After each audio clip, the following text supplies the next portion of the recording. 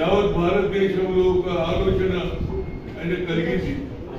ముఖ్యంగా బడుగు బలైన వర్గాలకు న్యాయం చేయాలనే ఆలోచనతో we come to the power, we conduct caste wise census అన్నారు.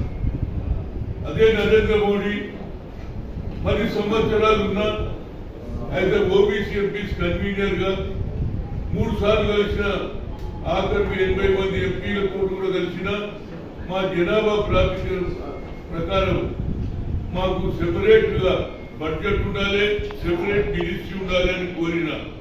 దానితో పాటు కులగణన కూడా జరగాలి, క్యాస్ట్ వైజ్ సెన్సస్.